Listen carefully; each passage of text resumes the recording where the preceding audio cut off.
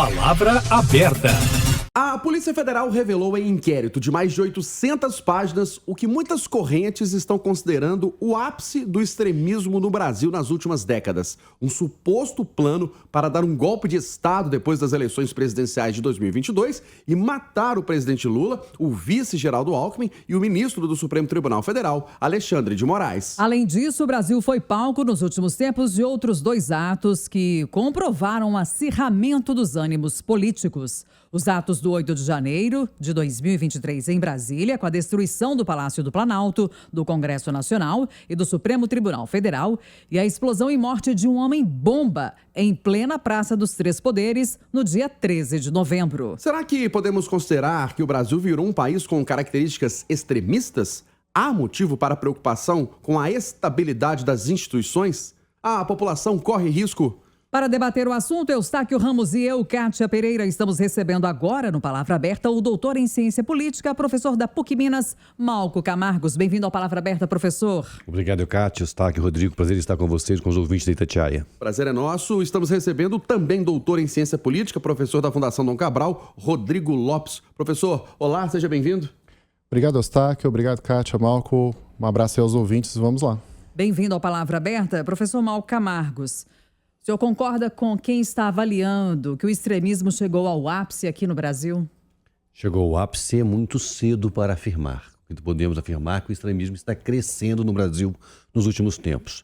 E com um problema. Se os conflitos antes eram sociais, eram visualizados, hoje ele é contra as instituições. E quando o extremismo se rebela contra as instituições, há sempre uma ameaça de ruptura das regras do jogo. Por isso, o momento hoje é crucial. No sentido de, quando há um movimento extremista, ele necessita de 3 fatores para acontecer. Ele tem que ter uma motivação, tem que ter uma liderança e tem que ter um financiamento. O que aconteceu essa semana é muito importante, que a motivação nós todos já sabíamos. Impedir a chegada de um governo que venceu as eleições, mas que para esses extremistas não teria legitimidade ou a vitória não teria sido de maneira legal. Diante disso, então, descobrir quem financiou e como se foi planejado foi fundamental. Por isso, essa semana é tão importante no Brasil, para que a gente possa evitar que críticas às instituições possam, de fato, ameaçar a nossa democracia. Você disse que não considera que chegamos ao ápice. Significa que o Brasil corre risco de uma ruptura institucional nos próximos anos? Democracia tem que ter, sim, uma eterna vigilância. E o crescimento e o acirramento das coisas nos últimos tempos aumenta ainda mais a responsabilidade por quem está encabeçando as nossas instituições de manter essa vigilância e preservar a nossa democracia. Professor Rodrigo Lopes, alguma surpresa olhando aí no retrovisor da história do Brasil com o que está acontecendo hoje e com o que algumas correntes estão chamando de ápice do extremismo? Qual é a sua avaliação? Bom, Kátia, completando o que o Malcolm disse, eu penso que isso é cíclico dentro da nossa história. Não é a primeira vez que a gente tem o esboço de um golpe. Isso aconteceu mais de uma vez, mais de 2 vezes, mais de 3 vezes ao longo da nossa história, algumas vezes de forma bem sucedida. E esse processo cíclico de acirramento e de agressão às instituições mostra como a democracia no Brasil e na América Latina é um movimento ainda frágil, um movimento ainda que precisa, como o colega disse, de cuidado, de se cercar de cuidados. E completando, concluindo, eu penso que o que nós estamos vivendo agora tem sim reflexos de coisas que nós vivemos no passado e num passado recente. A ditadura militar no Brasil, ela foi citada inclusive nas gravações.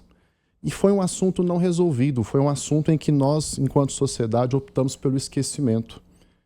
Optamos por colocar uma pedra em cima disso, de uma anistia ampla e restrita e geral, perdoando, inclusive, aqueles que agrediram o Estado e a sociedade. Professor, e aí a gente está falando de um modo geral, incluindo o golpe de 64, que aí sim deixou suas marcas profundas. Mas olhando agora para esse período da redemocratização, o que aconteceu aí de 2022, 2023 para cá, como é que o senhor então classifica? Uma tentativa de golpe, uma tentativa de ruptura, que por si só é muito grave. A 64 é um processo de tentativa que foi até o fim e se tornou ali, por um tempo, chamado até de revolução. Hoje temos esse vocabulário para chamar com o nome correto, que foi um golpe às instituições que existiam naquele momento. Então, o que nós vivemos agora foi o preâmbulo, né, de um movimento que, com certeza, se bem sucedido, nós não estaremos aqui agora falando sobre isso. Kátia, eu acho que a gente tem que lembrar que se parece com o momento atual, mas de uma maneira um pouco diferente, foram as jornadas de junho de 2013. Não eram nominadas a pessoas específicas, a poderes específicos, mas quando a sociedade se rebelou com toda a estrutura política naquele momento. Aquele momento também foi um momento muito perigoso, em que as instituições deram conta de segurar e de apaziguar os ânimos logo depois, a um custo alto. A popularidade de todos os governantes, e essa nova política emerge exatamente daí, quando o cidadão passa a se afastar da admiração que tinha pelos políticos. Hoje as pessoas têm lado, cada um tem um lado, escolhe e defende o seu lado. A grande questão é que na defesa deste lado tem que ter limites. E aí, de novo, o papel das instituições, de quem cuida dela, de colocar os limites para quem defende o seu lado. Aí eu queria te fazer uma pergunta também, Malco, que a gente percebe que esses movimentos, assim como lá em 64, que eles vão se dando aos poucos, né? Parece que há um grau, vão subindo degraus. Uma escalada, né? Tem uma escalada, E o que a gente está vendo agora com o relatório final da Polícia Federal, né, o encaminhamento para a PGR só no ano que vem, muito provavelmente a gente vai saber qual que é a decisão, né, sobre se apresenta ou não denúncia ou se arquiva. Mas essa investigação que a Polícia Federal fez, até o ponto que chegou, vocês acreditam, eu queria te ouvir também, professor Rodrigo, a gente pode considerar que é capaz de colocar um freio nisso? Porque você lembrou de 2013, né? A gente citou aqui outros acontecimentos. É o freio necessário e suficiente para isso? Na minha opinião, não será. Não será porque aqueles que tentaram promover o golpe agora, em 2023, né, em 2022, criaram uma narrativa de vitimização e de perseguição por parte das instituições. E essa narrativa seguirá independente da ação das nossas instituições contra esses que tentaram o golpe. Então, por isso que não é o ápice do extremismo, na minha opinião. Ele continuará. E tenho muito medo de exemplos simbólicos, tal como o homem que se explode na Praça dos Três Poderes. Esse tipo de visibilidade em grupos que querem, primeiro, o reconhecimento dos pares e a notoriedade dos demais, pode levar a muito mais gente ter ações tal como essa, que pode ser vista como um lobo solitário, um homem isolado, mas é também simbólico do que pode estar por vir na política brasileira com aqueles que não acreditam ou que colocam a vida sendo superior, a perda da vida é mais importante do que a defesa da institucionalidade, da legalidade, que é o que aconteceu na Praça dos Três Poderes. Ô, professor Rodrigo Lopes, o senhor acha que tem essa questão do extremismo, que o senhor fala que perpassa pela história do Brasil, tem algum viés social também, além de político? Tem um viés social e tem um viés econômico, né? E eu diria até de uma política internacional também, né? Só fazendo um acréscimo, penso que esse processo no Brasil também não teve uma reverberação maior, uma projeção maior, porque eles sabiam que não teriam apoio internacional, principalmente dos Estados Unidos, né? Certamente os democratas que estavam então no poder não apoiariam esse movimento. A gente não sabe se com o Trump seria diferente, né? É o famoso "e se" que não escreve a história. Mas pensando no aspecto social, eu penso que existe uma relação histórica dentro das pessoas, da sociedade com o Estado, que é sempre muito fragilizada. As conquistas sociais no Brasil, ainda que elas sejam galgadas numa escala e numa projeção, ao longo de décadas a gente pode observar em qualquer número, qualquer indicador, a gente tem melhorias nas condições de vida das pessoas. Mas a percepção de ganho, para a população em geral, ela ainda é muito tímida. As pessoas ainda não conseguem compreender como que esse processo de construção ele se dá.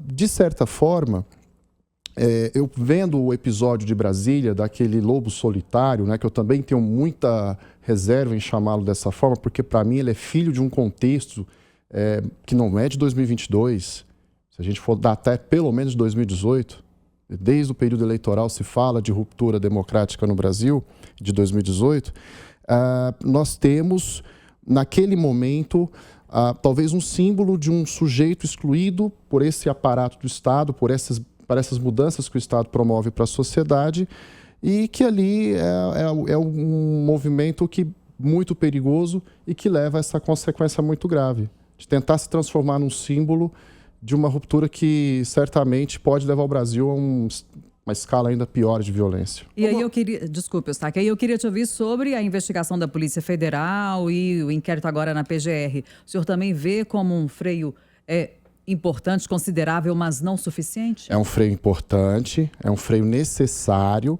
É importante que a sociedade entenda o que a Polícia Federal está sendo colocado agora. Nós não estamos investigando, a sociedade não está agora diante de um fato que é de vandalismo, que é de tentativa se planejou, isso só não se concluiu por detalhes, né? E a consequência disso, ela era uma total destruição do que a gente tem construído nas últimas décadas. Então, sim, é necessário que faça esse freio. E sim, é necessário que se continue com esse estado de vigilância, não só das instituições, mas da sociedade como um todo. Ô Malco, na sua avaliação, por que cresceu o extremismo nos últimos anos no Brasil?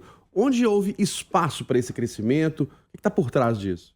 Primeiro, uma falha do próprio sistema político no retorno e da prestação de contas em relação ao que é, de fato, o real uso que se faz com o dinheiro público. Uma sensação correta do cidadão que a vida dos políticos corre em uma linha, enquanto a vida dele corre numa linha completamente diferente. Isso leva, então, a uma negação em relação às instituições, um certo horror aos privilégios que, de fato, estão presentes em determinados grupos, seja no judiciário, na política, etc. Agora, diante disso, houve também candidatos e narrativas falsas que sempre se beneficiaram desse sistema e, de repente, se colocam contrários a eles como uma oportunidade de angariar essa insatisfação. E é a partir daí, então, desse movimento da política, buscando essa insatisfação da sociedade, é que vem a legitimação para o que as pessoas acham. Então, as pessoas veem políticos falando contrários a eles e acertando em consonância com o que, de fato, eles acreditam. A relação disso é uma identidade, um reconhecimento e a descaracterização, a descredibilização das nossas instituições. Ou seja, a classe política se apropriou de maneira oportunista dos anseios da sociedade de buscar melhores políticas públicas. E por que caminha-se para o extremismo? Homem-bomba, suposto golpe de Estado, suposto plano para matar um presidente eleito, um vice-presidente eleito, um ministro do Supremo Tribunal Federal. Por que esse extremismo? Pela escolha de inimigos da sociedade, a pauta em relação à construção de inimigos, seja personalizados no presidente Lula, ou no Alexandre de Moraes, ou no qualquer membro do Legislativo, ou seja, da escolha de instituições como sendo alvo. Enquanto isto acontecer, nós teremos que ter ações mais extremas. Por quê? Para afetar, para chegar a ser visto, só com ações mais extremas que você vai conseguir levar a sua causa a ter visibilidade. Querendo ou não, o homem que se autoexplode no Congresso traz a visibilidade pela insatisfação que os brasileiros estão com o STF, com o Congresso, com a presidência. Logo, isso leva a que mais gente também possa buscar a mesma visibilidade, mais gente busque ser cada vez mais extrema no seu comportamento para fazer valer a sua vontade. Professor Rodrigo Lopes, há pouco o senhor citou aqui a questão social, a questão econômica, né, como influências para o crescimento do extremismo no Brasil. E como a gente vê em outros países, como no Oriente Médio também, a questão religiosa. Qual que é a sua avaliação? Eu penso que no Brasil, a gente também vive há algumas décadas um risco muito grande da política e da religião se misturando de uma forma muito diferente de outros momentos históricos, de outros momentos da nossa história. Né? A gente tem visto como que, sobretudo nessa parte que eu considero como a periferia do capitalismo, nas grandes cidades, os discursos religiosos eles têm surtido um efeito mágico para as pessoas, um atalho para que elas possam conseguir uma pretensa prosperidade individual. Então, em detrimento de uma conquista social, eu faço propaganda de uma conquista individual. Isso embala o discurso dessas correntes que a gente na sociologia chama de neopentecostalismo, principalmente, mas que hoje tem disseminado até para fora do campo religioso. Né? A gente viu candidatos a cargos da prefeitura agora, né? Com um discurso muito semelhante ao que se faz dentro desses templos que fazem tudo menos um discurso cristão. Né? Então, eu vejo com muito risco essa proximidade que é cada vez maior. A gente viu como isso em 2013 se fundiu não se separou mais, esse discurso de que nós somos santo autoconfiantes e vamos consertar o Brasil, e isso pega desde um alto clero da sociedade até pessoas como aquele indivíduo da Praça dos Três Poderes. Voltando a palavra ao Malco, você disse dessa preocupação com o aumento do extremismo e que há necessidade de uma eterna vigilância, né, do processo democrático. Mas, apesar desse temor, a sociedade não pode ficar tranquila de que temos instituições fortes no Brasil, porque conseguimos ultrapassar aquele movimento de 2013 sem ruptura institucional, esse suposto plano do final de 2022, ele não se concretizou. Tivemos os atos de 8 de janeiro, houve destruição, mas as instituições continuaram funcionando normalmente. O Brasil não está forte para evitar o ápice desse extremismo?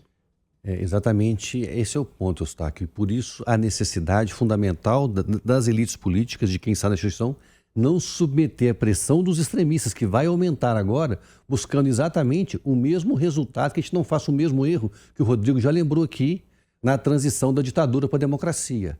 A anistia ampla e restrita leva a que as coisas fossem esquecidas.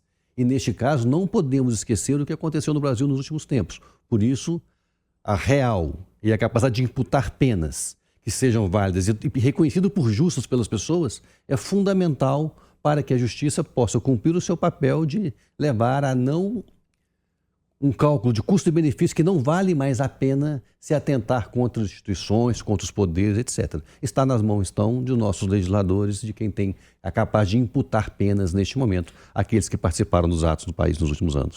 Posso fazer um comentário só, claro, pegando a questão? Eu penso que a gente corre um risco tão grande quanto a década de 60.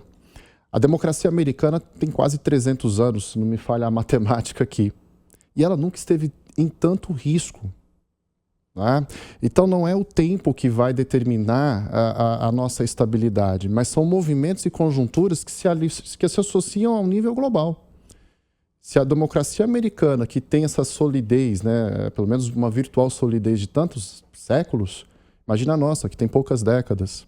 Né? Então eu penso que para a sociedade a democracia talvez não tenha o mesmo valor que a gente tenha nesse campo teórico. E aí eu queria, pegando um gancho na fala do Malco, de que penas aplicadas aos condenados, né, aos responsáveis por toda essa situação investigada pela Polícia Federal, penas justas. Como a gente vê num país extremamente dividido e ainda polarizado, o senhor acredita que uma pena aplicada pelo Supremo Tribunal Federal a um julgado e condenado pelos ataques do 8 de janeiro vai ser considerada justa por parte da população? Daqueles que vivem dentro de uma bolha que é contrário ou que é favorável, né? Vai depender do lugar que esse indivíduo está dentro dessas bolhas que a gente tem visto e que a sociologia ainda acho que precisa de mais tempo para entender esse comportamento de bolhas digitais, né, ou digitais e físicas. Depende de quem está olhando. Então, a gente está longe, né, Malco, de conseguir momentos mais tranquilos na sociedade. A gente tem que pensar que dentro dos extremos que estão divididos, a gente pode dividir o país entre 45% por um lado, 45% por outro, né, e esses lados se enfrentando, mas desses são menos de 5% de cada lado que de fato são os radicais que criticam. E isso que a gente precisa, é daqueles que não são os radicais reconhecerem que se radicalizarem, o resultado pode ser muito pior para ele mesmo. Por isso que as penas são exemplos. Então, o vigiar e punir é exatamente para que a gente tenha exemplos para não percorrer os mesmos erros de quem já tentou práticas diferentes e colheu resultados bastante negativos. Mas o Brasil tem instituições fortes? Congresso Nacional, Presidência da República, Supremo Tribunal Federal? O nosso principal guardião, e por isso é tão importante esse guardião, é a nossa Constituição. Ela, tal como construída, permite a imposição de penas e sanções e proteção de minorias que são fundamentais em nossa democracia. Por isso, todo ato, já agora no termo da moda, fora das 4 linhas das Constituições, ameaça sempre a nossa democracia. A nossa jovem democracia tem instituições fortes, professor?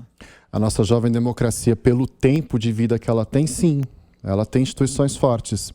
O que eu acredito é que o nosso papel, né, o papel da comunicação, o papel daqueles que se ocupam de estudar, é compartilhar essa importância no maior escala possível para a sociedade, para que todos os brasileiros possam entender essa importância.